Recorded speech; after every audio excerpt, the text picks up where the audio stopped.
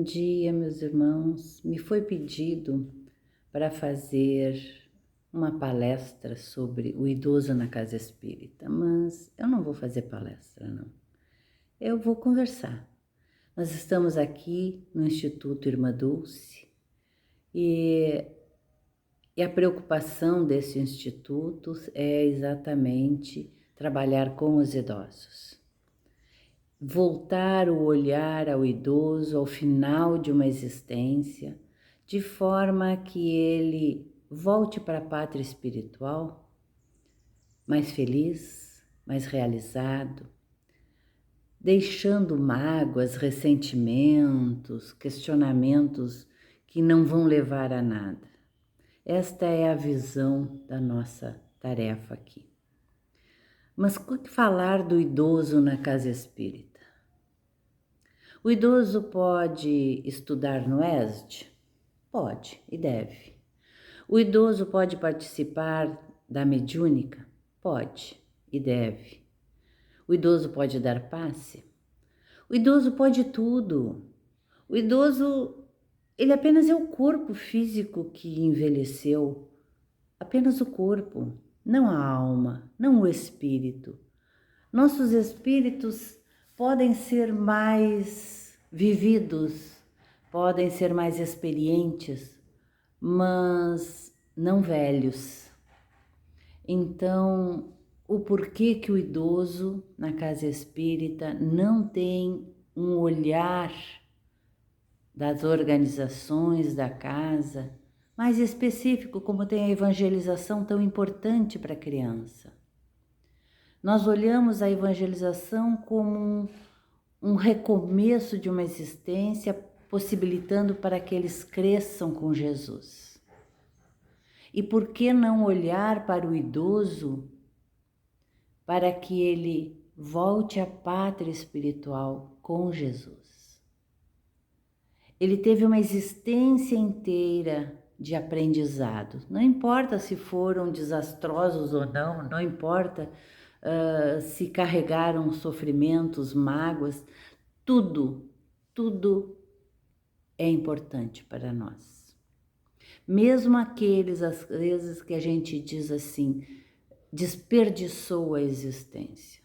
Não existe desperdício, porque mesmo que eu tenha feito escolhas erradas, elas trazem para nós uma bagagem de reflexão e de não repetir. E se repetir também, não podemos ser tão duros para conosco nessa caminhada de aprendizado e de amor.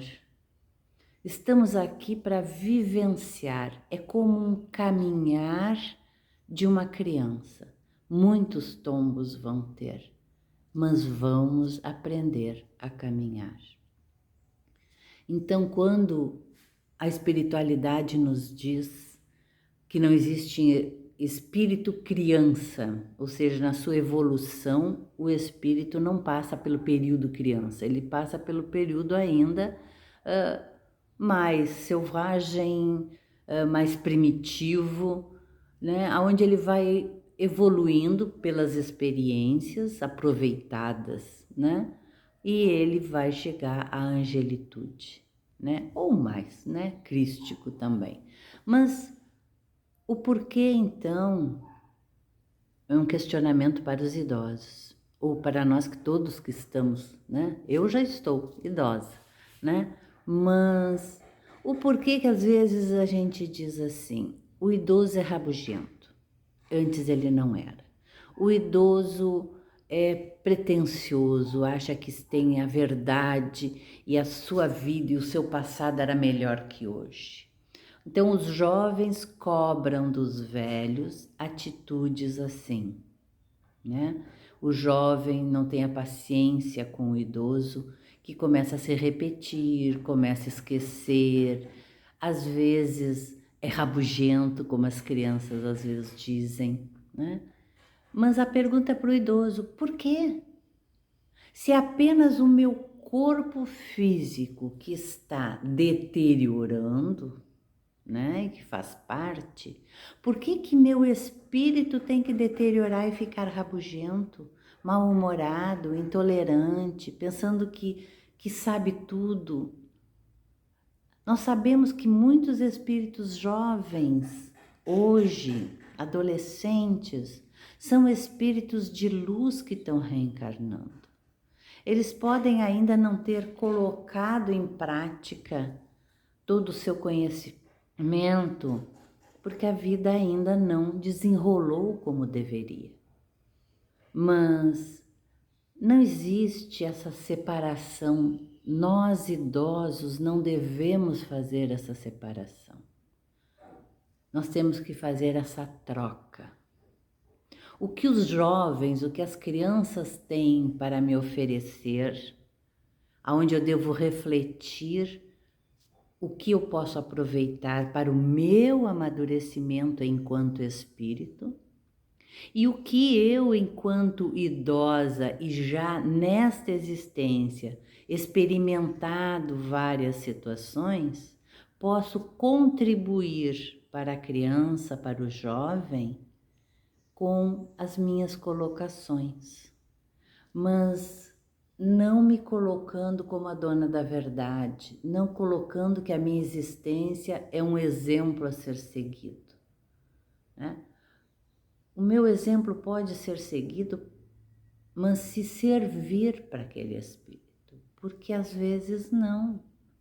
Por isso que se diz que o espiritismo é uma doutrina livre. Ninguém é obrigado, ninguém precisa entender, ele pode passar pela casa espírita, adquirir aquilo que a seu espírito naquele exato momento necessita e partir. Um dia pode retornar ou não. A vida é feita de experiências que devemos aproveitar. Então, os idosos têm que aproveitar para refletir. A gente escuta muito aqui o idoso se queixando. Mas antes eu era ativo, mas antes eu tinha minha vida, agora eu dependo dos filhos para me carregar para cá, para lá, eu dependo de todos. Eu não tenho paciência para que me aturem desta forma, porque eu quero ser dono da minha existência, eu quero ter as rédeas das minhas ações que antes eu tinha. Todo espírito tem as rédeas da sua existência, mas pode não ter a do corpo, porque é o corpo limitador. Mas este corpo limitador permite igual que tenhamos aproveitamento dessa existência. Todos nós, mais ou menos, conhecemos o gigante deitado, um espírito que precisou viver uma vida numa cama e ele tinha o dom da palavra. E ele ia para palestras carregado na cama. Então não existe empecilho para o idoso para a atividade. Ele vai contribuir não só na casa espírita, mas como para a sua família dentro das limitações do corpo. E às vezes a limitação do corpo, ela é educativa, extremamente educativa. Corremos tanto pelo dinheiro, pela família, pelo trabalho, pelo estudo, enfim. E ao envelhecermos, não conseguimos fazer tudo aquilo que gostaríamos ou que estávamos acostumados a fazer. Então, o que fazer? Vamos estudar, vamos ler, vamos conversar, vamos ter a humildade de pedir para o seu familiar levar na casa espírita para escutar palestra, levar na casa espírita para dar palestra.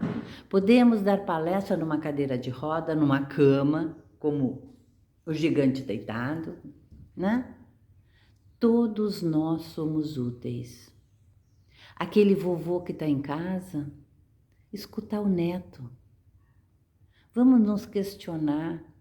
Se analisarmos enquanto pais, tínhamos tão pouco tempo para conversar com os filhos, escutá-los. E agora, podemos escutá-los.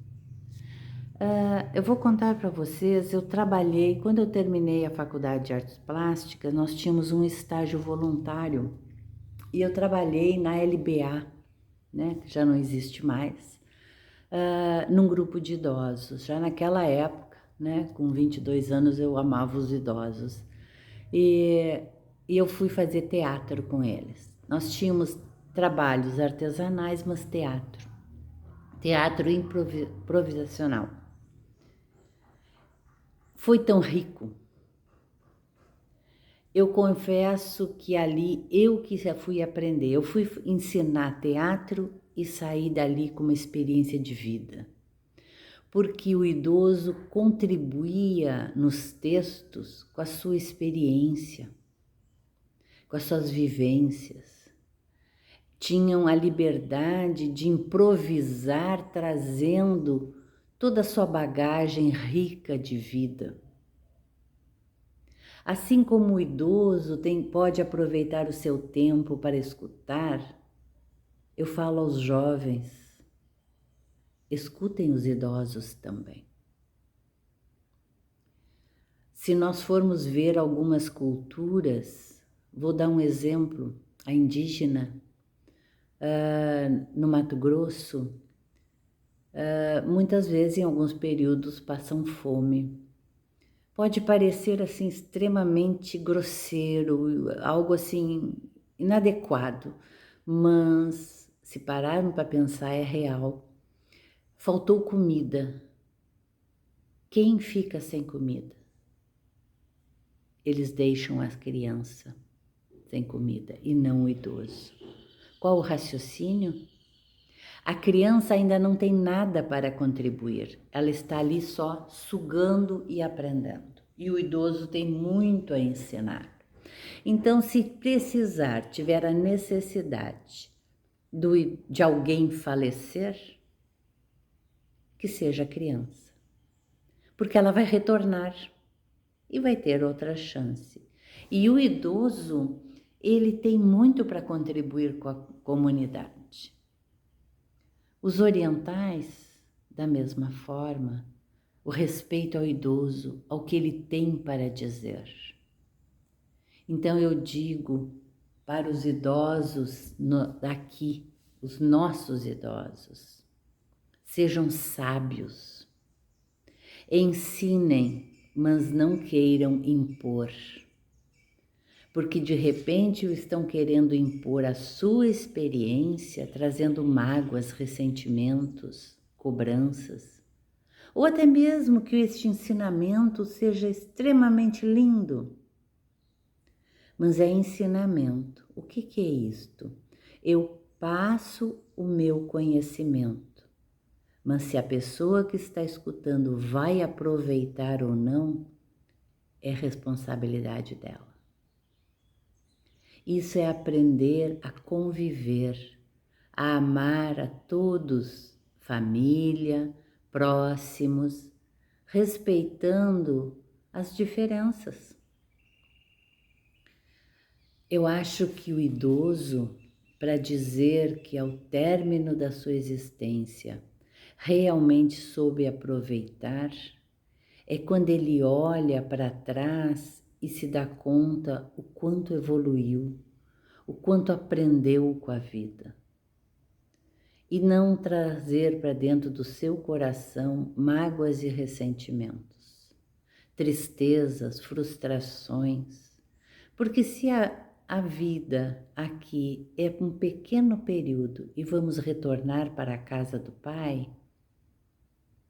por que levar na bagagem toda essa dor, todas essas mágoas? Eu queria ser rico e não fui. Eu trabalhei tanto e fui enganado. Eu dei tudo pela minha família e eles me desprezam. Eu amei tanto e fui traído. Foi, não é. Podemos ser às vezes machucados fisicamente, mas não podemos deixar ser machucados espiritualmente. Devemos partir para o plano espiritual com toda essa bagagem do que passamos como reflexão, aprendizado do que serve e do que não serve. Quem realmente nos importa e que nos educou, e creiam, muitas vezes aqueles que nos machucaram, que nos magoaram, são os que mais nos ensinaram. E como que eu vou saber se eu aprendi? Se eu não guardar mágoa, se eu não guardar ressentimento, se eu compreender que aquele que me machucou, não importa de que forma, ele é um irmão meu, em evolução, não em envelhecimento, mas em evolução. E de repente ele não tem a compreensão que eu já adquiri. Mas pelo meu exemplo, ele vai pensar e refletir.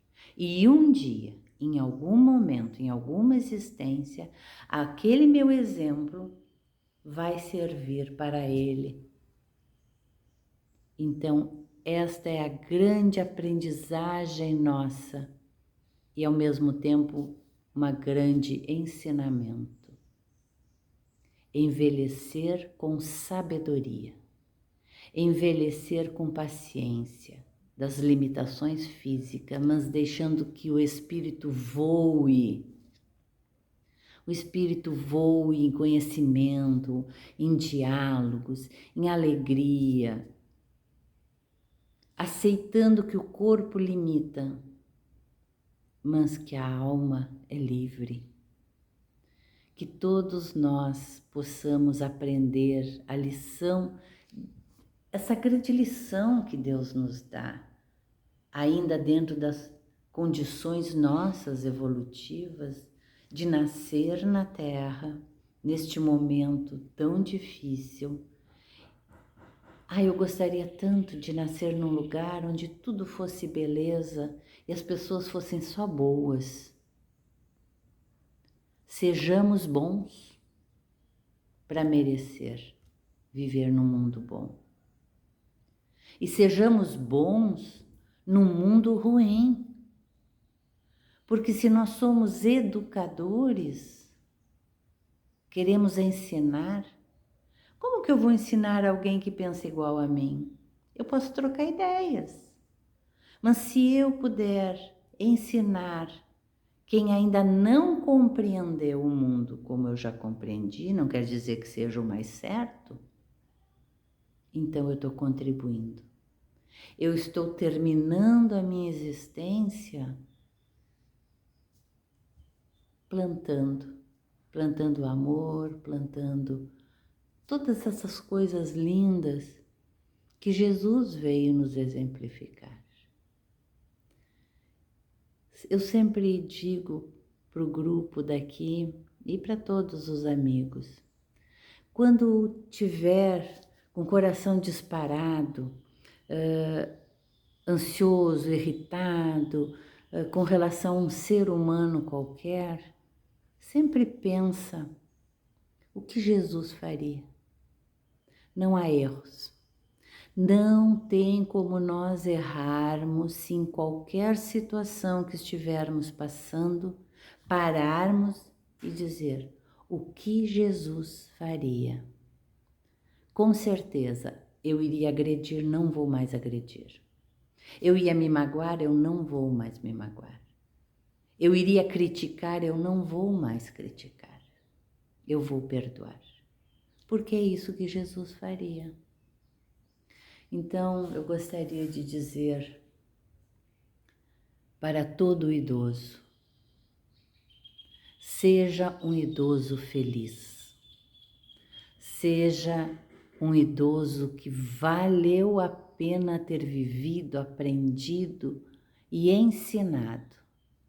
E ainda não desistam, porque enquanto houver vida aqui, estamos aprendendo e estamos ensinando. Não sejamos rabugentos, mal-humorados, reclamões, como eu digo com meu marido, né? Sejamos felizes. porque nós temos tudo de bom, que é a vida. Que saibamos aproveitá-la em tudo, porque quando chegarmos do outro lado, que a nossa bagagem enquanto espírito seja de luz, de paciência, de tolerância, de compreensão, que todos aqueles que conviveram conosco, por mais que nos tenham machucado, são irmãos nossos de caminhada, e que saibamos refletir sobre o que queremos, quem queremos ser. Deixem o corpo envelhecer, ficar cheio de limitações, mas que a cada envelhecimento do corpo, mais o espírito se liberte e não tenha limitações. O espírito é ilimitado na sua potencialidade. Que Jesus ampare todos nós idosos, que saibamos envelhecer com sabedoria, que os jovens aproveitem o máximo o idoso, nem que seja para escutar uma história que o idoso não soube aproveitar bem, mas que seja uma reflexão para quando eu envelhecer, o jovem envelhecer, não repetir essa experiência assim.